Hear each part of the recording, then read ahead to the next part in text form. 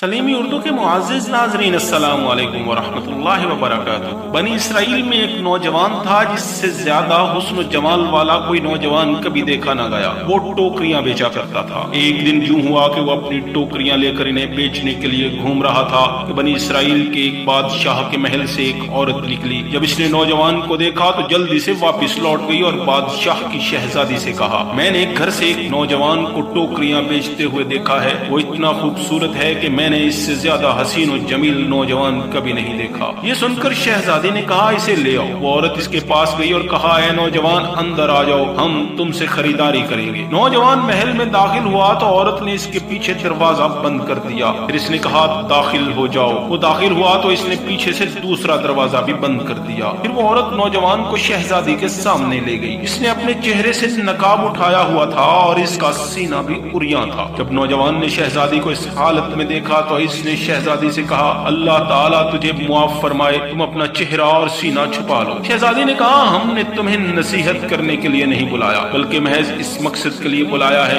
کہ ہم تو اس سے اپنی شہوت کی تسکین کرنا چاہتے ہیں۔ نوجوان نے اسے کہا، تو اس معاملے میں اللہ سے ڈر۔ شہزادی نے کہا، میری مراد پوری کرنے میں اگر تو نے میری بات نہ مانی تو میں بادشاہ کو بتا دوں گی، تم میرے پاس صرف میرے نفس پر غالب آنے کے لیے آئے ہو۔ نوجوان نے پھر انکار کیا اور اسے نصیحت کی۔ جب اس نے نصیحت ماننے سے انکار کر دیا تو نوجوان نے کہا، میرے لیے وضو کا انتظام کر دو۔ شہزادی نے کہا، کیا تم مجھے دھوکہ دینا چاہتے ہو؟ اے خادمہ، اس کے لیے محل کی چھت پر وضو کا برتن رکھ دو تاکہ یہ فرار نہ ہو سکے۔ محل کی چھت زمین سے تقریباً 40 گز اونچی تھی۔ جب وہ نوجوان چھت پر پہنچ گیا تو اس نے دعا مانگتے ہوئے عرض کی، اے اللہ عز و جل، مجھے تیری نافرمانی کی طرف بلایا جا رہا ہے اور میں اپنے نفس سے صبر کرنے کو اختیار کر رہا ہوں۔ مجھے یہ منظور ہے کہ اپنے آپ کو اس محل سے نیچے گرا دوں اور گناہ نہ کروں۔ پھر اس نے بسم اللہ پڑھی اور خود کو محل کی چھت سے نیچے گرا دیا۔ اللہ عز و جل نے اس کی طرف ایک فرشتہ بھیجا جس نے اسے بازوؤں سے پکڑ اور پاؤں کے بل زمین پر کھڑا کر دیا۔ جب وہ نوجوان زمین پر اتر آیا تو عرض کی، اے اللہ عز و جل، اگر تو چاہے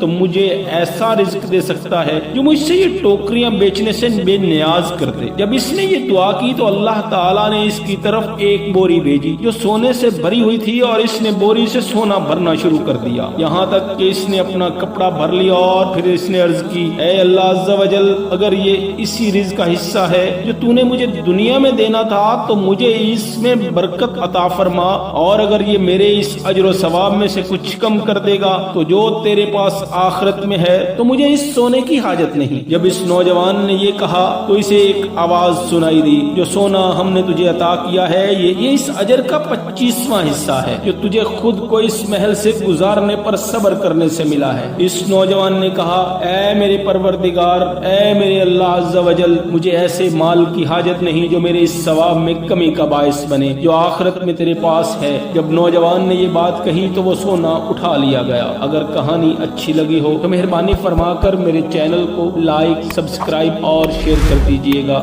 جزاکم اللہ۔